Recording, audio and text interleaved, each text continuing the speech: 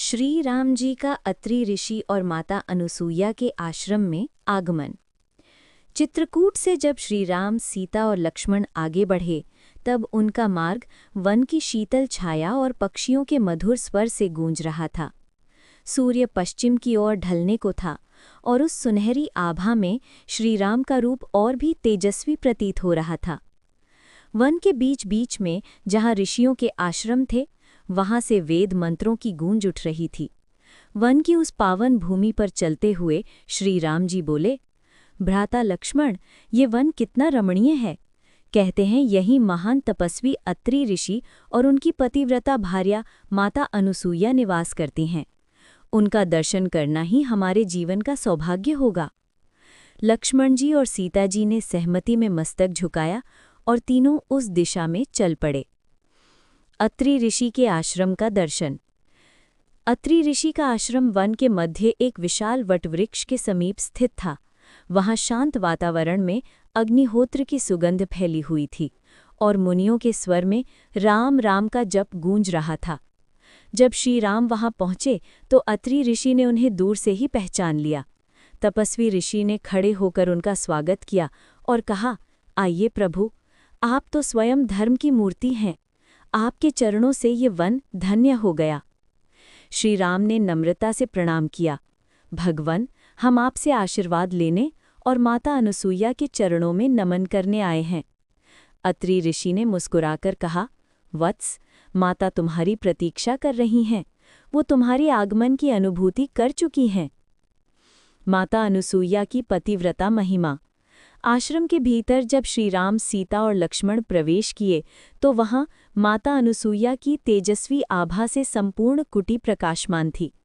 वो तपस्या में लीन थीं, पर जब उन्होंने सीता जी को देखा तो उनके मुख पर मातृत्व की कोमल मुस्कान खिल उठी।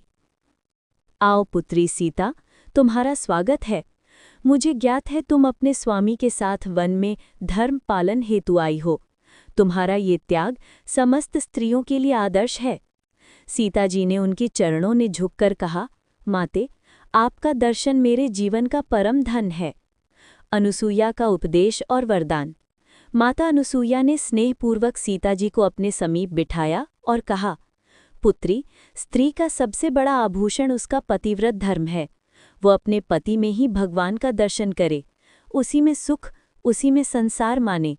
जब स्त्री अपने मन, वचन और कर्म से पति की सेवा करती है, तब उसे स्वर्ग सुख का फल यहीं पृथ्वी पर प्राप्त होता है।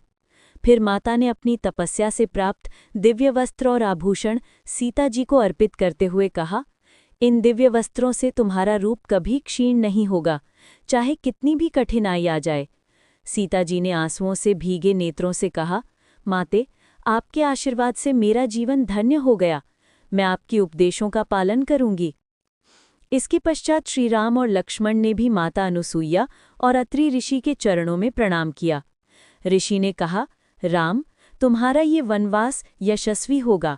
तुम्हारे नाम से ये युग सुशोभित होगा और सत्य धर्म की ज्योति तुम्हारे कर्मों से प्रज्वलित रहेगी। श्री राम ने विनम्रता से उत्तर दिया, भगवन, आपके आशीर्वाद से ही हम अपने धर्मपथ पर स्थिर रह पाएंगे। जब वे वहां से प्रस्थान करने लगे तो वन में मंद सुगंध बह रही थी। माता अनुसूया और अत्रि ऋषि उनके पथ तक देखने लगे और ऐसा लगा मानो आकाश भी उन पवित्र चरणों पर पुष्प वर्षा कर रहा हो। इस प्रकार श्री राम, लक्ष्मण और सीता माता ने अत्रि ऋषि और माता अनुसूया का आशीर्वाद लेकर दंडक वन की ओर प्रस्थान किया, जहां आगे उनकी लीलाएं धर्म और नीति के अमर संदेश बन गईं।